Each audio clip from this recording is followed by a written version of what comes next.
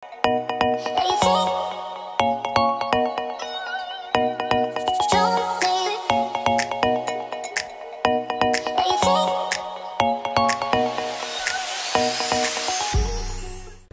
ang aming suki, bumalik. Ang suki namin bumalik! Hello! Sabi ko, may artista ron, kaya pinuntahan ka.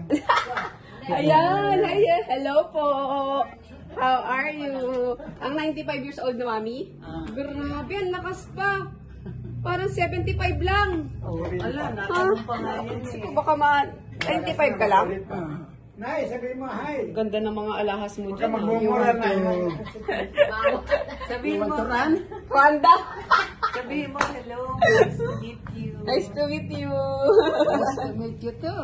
Kaya alis na pala sila bukas. Mag-a-Amerika na sila. So after 6 months, balik ulit. Sama si mami. Hindi eh. Bakit? Makulit sa aeroplano. Sa aeroplano, mahirap eh. Pinapatigil yung aeroplano. So pinapatigil ni mami. Itigil nyo, iihi ako. Ganon. Kasi di ba, pag halimbawa, Nanay, nilagyan palanding ka na.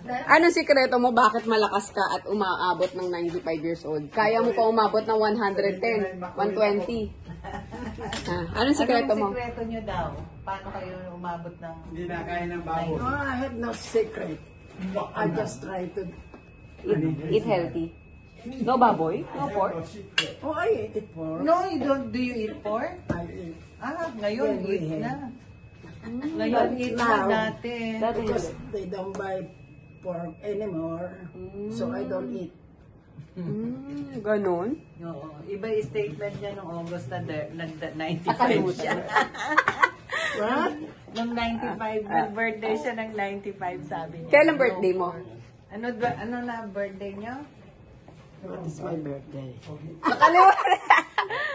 Kailan po? August 25, 1928. Galing, grabe. Sana all. Praying for good health ha, magpalakas ka palalo. Parang ang bata, 95 na talaga siya, nakakalakad pa no? Grabe. She's turning 96 this Kaya August. nga grabe. Praise God. So sabi niya, athletic din pala daw siya. Nag-exercise din siya. Importante talaga yung exercise, no? Pagka nakaupo siya, nasabi ko sa kanya, leg lift, ganyan. Galing. Arm, ganyan. Tsaka ano siya, no? Fit siya, no? Hindi siya yung talagang ano. Hindi, oo. At saka hindi, at her age, malaman. Oo, galing. Hindi siya yung... Sa Batangas po kayo nakatira, no? Talagang Tsaka maganda rin po talaga, alam nyo po, maganda talaga yung ano sa Batangas, yung hangin. Kaya po kami, lumipat kami sa Lipa. Taga Manila kami dati, lumipat kami sa Lipa kasi nung pandemic, na-inlove ako sa, siguro tinuruan din ako ni Lord na ma-inlove sa Batangas. Doon kami nagstay sa farm namin for 3 months nung pandemic. So natutunan kong mahalin yung Batangas, yung air sa Batangas. Kaya madali for me na lumipat kami sa Lipa ni Rico. Ayun, siya na. Sa PBA. PBA Moto Club sabi, bilin pala sa'yo, muntik mo na makalimutan, tita. Ano, bibili na naman, pasalubong. Sisingin. Gano'n. Dapat tinubuan mo na rin. Mahay kami sa ibang bansa magbenta kasi syempre may luggage pa kami, luggage fee, ganyan. So nakakatawa, bumalik sila tita Terry dito. And nalungkot naman ako kasi papunta na sila sa US. Pero babalik sila after 6 months. Pag ganon-ganon na lang yung mag-asawa pa, travel. Nakaka-happy lang na maka-meet ng mga matatandang friends, no? And friends na kami sa Facebook also. Keep in touch kami doon. So, eto kami ngayon. Nag-aayos si... Mami, si Ma'am Nicolas. Siya yung bumili yung kausap namin siya ng Hello po! Hello! Charity jerseys. T-shirt. Thank you! Ayun tinawagan nyo? Ay, ang galing oh. Nilagyan ni Etok ng size. So, ganyan dapat. Organize. Sino nagaganyan? Si Erla o si Etok? Si Erla pala. Pero ikaw nagayos. Tulungan. Ganun dapat. X, Y, X, XS. May mga pambata dito, guys. YXS, YS, YM. Youth. Ibig sabihin, youth, XXS, XS, small, medium, and large. Ayan. Tapos ito yung mga pangmatanda. And of course, ay naku, dalawa na lang yung natira na premium cup. And please, buy our... 20% din ba yung mga perfume? Hindi. Hindi ba sale? Ay, naka 20%. Bili na kayo guys, naka Kailangan din 20%. bago yung Pero ang bilis, mauubos na, grabe. Oh my gosh, guys. Pag nahulog to, mga 1 million views to. Diba, no? For the views, ba? Nilalagay niya si Ayon, aka Luis Manzano ng PBA Moto Club. Ayon, Luis Manzano. Saka Joe Mereliana Ay, wow, pinagsama. grabe. Si Ayon Perez, di ba? Ryan Aranya in the Si house. Joe Mereliana. Saka si Lucky Manzano. Pinagsama niya naging tsura. Kaloka. Kasi lahat ng puntahan namin, may isang beses sa sa Emon Pulo kami, may lumapit kay Aranya, Ryan Aranya. Sabi, Ayon Perez, sa Vice Ganda.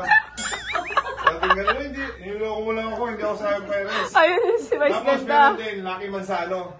Sa restaurant, Sir Lucky, pa-picture. Lucky Manzano.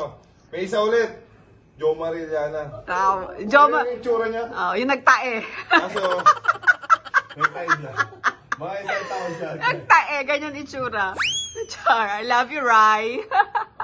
A few moments later. Yan. Opo. 10.5 tsaka 11 minsan. Ayan, oh ha, kala mo dyan ah.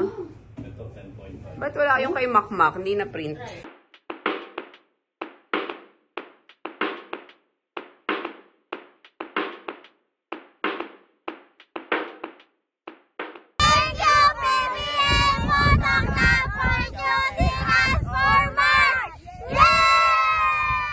Po ako si Matthew.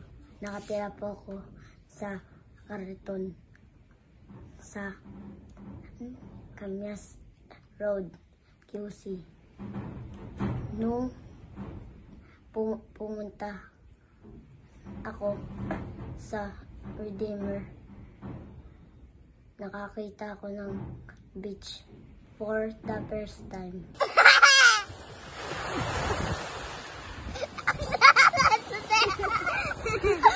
We swim all the time! Hey po, ako po si Miracle. Kung bata pa ako, nag-asawa ng iba yung mama ko at napunta ako sa kalsada sama ng papa ko. Doon na kami natutulog tuwing gabi at pag umaga nangangalakal kami. Nung nasa kalsada ako, hindi na ako nakapag-aral. Nung lilimos na lang ako. At nung during COVID, nalaman namin na pwedeng matulog dun sa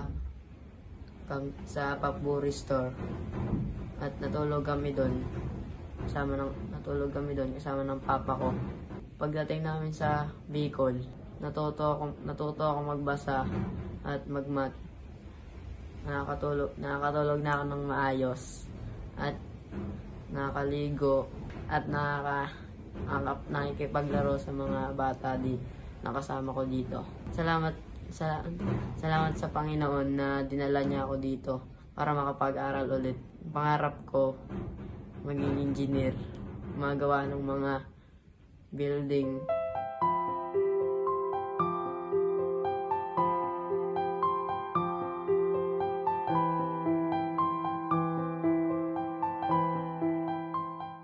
Kahit anong mga aking pagdaanan, pilitin ko pa rin makatapos. Dahil ang pangarap ko po ay maging missionary para makatulong din po sa mga katulad ko na nakahuli na din po makapag-aral.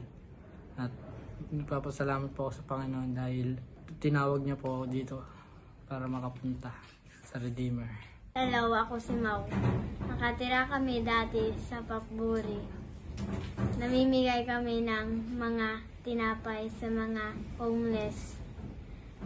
At kasama ko ang aking nanay. Siya ang nagbe-bake ng mga tinapay. Sumama ako nung pumunta yung mission sa Bicol. At naging Redeemer Homeless Mission.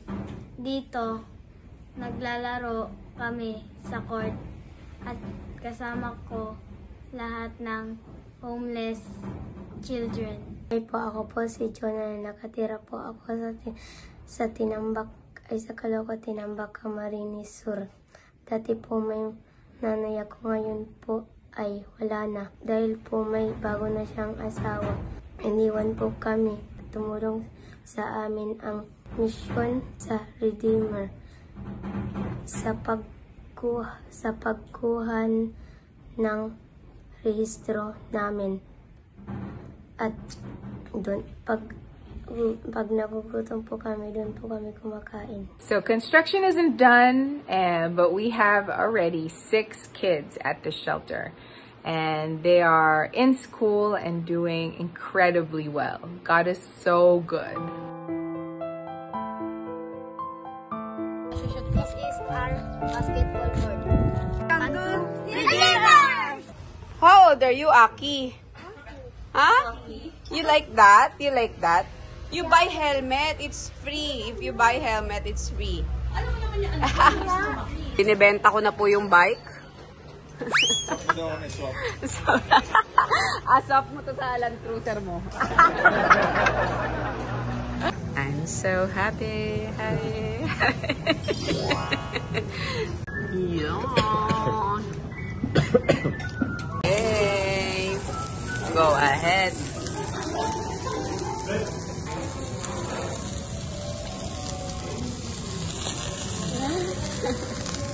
So, nakapag-date kami na nakapang bahay lang kami.